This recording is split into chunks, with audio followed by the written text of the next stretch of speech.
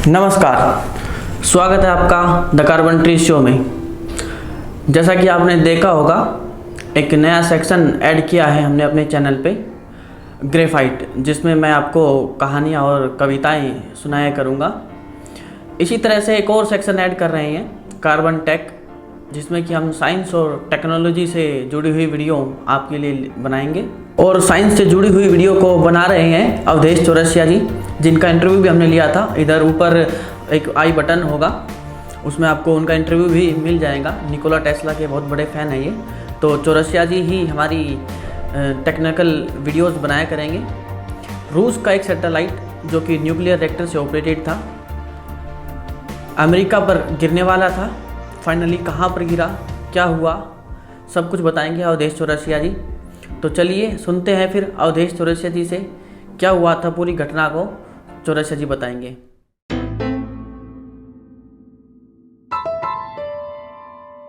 नमस्कार। आज से हम एक नए सीरीज का स्टार्ट करने वाले हैं। इस सीरीज में हम मोस्टली न्यूक्लियर एक्सीडेंट की बातें करेंगे।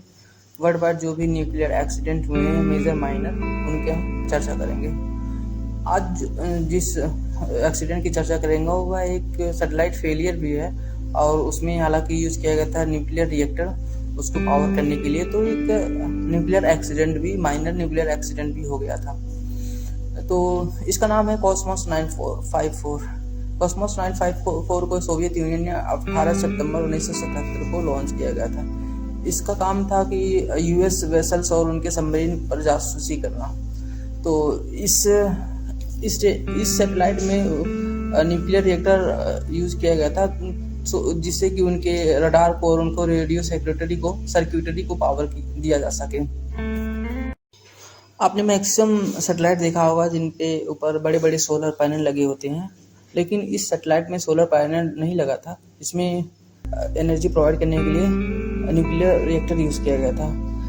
इसका न्यूक्लियर एनर्जी यूज़ करने का दो रीज़न था। एक तो ये, अगर सोलर पैनल यूज करते तो काफ़ी बल्कि हो जाता, और दूसरा रीज़न ये था कि ये हर 1.5 घंटे में अर्थ के ऑर्बिट का पूरा चक्कर लगा लेता। तो दिन भर में कई बार ऐसे फेज आते जिससे कि इलेक्ट्रिसिटी प्रोवाइड करने में इंटरप्शन होता। तो इसीलिए इसमें न्यूक्लियर एनर्जी का यूज़ किया गया था। तो इसमें न्यूक्लियर रिएक्टर से थर्मोनिक कन्वर्टर के द्वारा इलेक्ट्रिसिटी प्रोड्यूस किया जाता था। थर्मोनिक कन्वर्टर क्या है कि अगर एक हॉट प्लेट रहेगा तो उसमें इलेक्ट्रॉन इमिट होगा। उस इलेक्ट्रॉन को दूसरे कोल्ड प्लेट पे कलेक्ट करेंगे, जिससे कि उनके बीच में इलेक्ट्रिसिटी फ्लो होने लगेगी, और इन प्लेट के बीच में ऑलमोस्ट एक हाफ वोल्ट और 1 वोल्ट का वोल्टेज डिफरेंस क्रिएट होगा। तो हॉट कैथोड को हीट करने के लिए यहाँ पर न्यूक्लियर रिएक्टर का यूज किया गया था।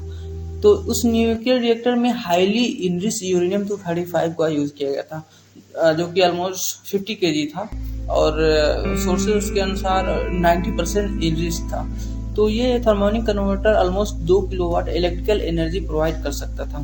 आप कह सकते हैं 2 kilowatt electrical energy means 2 ton की आपकी 5 स्टार एसी जितना इलेक्ट्रिसिटी कंज्यूम करेगा उतना ये इलेक्ट्रिसिटी प्रोवाइड कर सकता था। लेकिन इसके लॉन्च होने के 1-2 वीक बाद, मतलब दिसंबर में ही, 1977 में इनको ये पता चला ये ऑलमोस्ट अपने पाथ से 50 माइल डेविएट हो चुका है। तो सोशल ऑफिशियल ने उसको सिग्नल दिया कि इसके रिएक्टर कोर को इजेक्ट कर दें। और ऐसे ये सैटेलाइट 260 किलोमीटर पे ऑर्बिट कर रहा था, लेकिन इसको अगर रिएक्टर कोर को इजेक्ट करा देते तो ये रिएक्टर कोर ऑलमोस्ट 1300 किलोमीटर ऊपर जाके ऑर्बिट में शताब्दियों तक ऑर्बिट करता रहता। अगर वहां से आता भी तो ये अर्थ के एटमॉस्फेयर में टोटली बर्न कर जाता, लेकिन उस रिएक्टर कोर को इजेक्ट नहीं करा पाए। अब वो सैटेलाइट के साथ ही नीचे गिरने लगा। जब सोवियत साइंटिस्ट को पता लगा कि अब ये क्रैश हो सकता है और ये ऑलमोस्ट यूएस पे क्रैश हो सकता है, तो उन्होंने यूएस साइंटिस्ट से मीटिंग की और उन्होंने उनको बताया कि हमारा ये सैटेलाइट क्रैश हो सकता है, जिसमें हाईली इनरिच्ड यूरेनियम यूज़ किया गया था। तो फिर यूएस ने उनसे टेक्निकलिटी के बारे में पूछा कि अगर ये कहीं अर्थ के एटमॉस्फेयर में इंटर करे या फिर धरती पे टकराए तो कहीं ये क्रिटिकल तो नहीं हो जाएगा, कहीं ये ब्लास्ट तो नहीं हो जाएगा। फिर Soviet scientist denied such kind of possibility. वैसे यूएसएसआर ने क्लेम किया कि अगर ये सैटेलाइट अर्थ के ऑर्बिट में अर्थ पे आता है तो उसके एटमॉस्फेयर में ये बर्न कर जाएगा, और अगर आएगा भी तो इसके न्यूक्लियर रेडिएशन का बहुत ही मिनिमल इफेक्ट होगा। लेकिन ऐसा कुछ हुआ नहीं। 24 जनवरी 1978 को ये अर्थ पे इंटर किया और ये नॉर्थ कनाडा में जाके गिरा, और तुरंत ही इसके गिरते ही यूएस ने कनाडा से उनके हेल्प करने के बारे में पूछा, प्रपोजल रखा कि आपका इसके डिब्रीज कलेक्शन में हम हेल्प कर सकते हैं। तो कनाडा ने तुरंत उनके प्रपोजल को एक्सेप्ट कर लिया, और तुरंत कनाडियन ऑफिशियल ने उनके यूएसएसआर के एम्बेसडर से पूछा कि आपने हमें बताया नहीं था कि इस सैटेलाइट में ऑलरेडी आपने हाईली इनरिच्ड यूरेनियम यूज किया है, और इसकी टेक्निकलिटी के बारे में आप हमें बताया कि इसका क्या इफेक्ट होगा क्या नहीं। लेकिन एम्बेसडर ने इन सब क्वेश्चन को आंसर नहीं दिए। फिर जैसे ये धरती पर क्रैश हुआ, ऑपरेशन मॉर्निंग लाइट को तुरंत लॉन्च किया गया, और यूएस ने अपने हाई फ्लाइंग एयरक्राफ्ट को डिस्पैच किया जिसपे उसने रेडिएशन सेंसर को माउंट किया था, जिससे कि ऊपर ऊंचाई पे रेडिएशन को सेंस कर सके, जिससे कि वो पता चले कहाँ पर वो क्रैश हुआ है। क्योंकि जब ऊपरी एटमॉस्फेयर पे सैटेलाइट बर्न हुआ होगा तो जाहिर सी बात है उसके न्यूक्लियर रिएक्टर भी कुछ बर्न हुए, जिससे कि उस रीजन में हाई रेडिएशन रहेगा, जिससे कि वो लोकेट कर पाएंगे कि एग्जैक्टली कहाँ पर वो गिरा होगा। क्योंकि जहाँ पर ये नॉर्थ कनाडा में गिरा था वहाँ पर पॉपुलेशन नहीं रहती है, तो उनको काफ़ी मेहनत करना पड़ता खोजने के लिए, और उन्होंने 2 फेज में इसको सर्च किया था। इसको सर्च करने के लिए यूएसएसआर ने उनसे कहा कि हम इसमें आपकी हेल्प कर सकते हैं, लेकिन कनाडा ने इसको मना कर दिया और बोला कि आपके एम्बेसडर से जो क्वेश्चन पूछा गया पहले आप उनका हमें आंसर दीजिए। और यूएस और कनाडा चाहते भी नहीं थे कि इसमें यूएसएसआर को शामिल करें, क्योंकि वेस्टर्न वर्ल्ड जानना चाहता था कि जो सोवियत स्पेस इंजीनियरिंग है और उनकी रडार कैपेबिलिटी है उसके बारे में उनको टाइम मिल जाता है स्टडी करने में, क्योंकि जो फ्रेगमेंट उनको रिकवर होता है उससे उनकी इंजीनियरिंग की स्टडी करते हैं।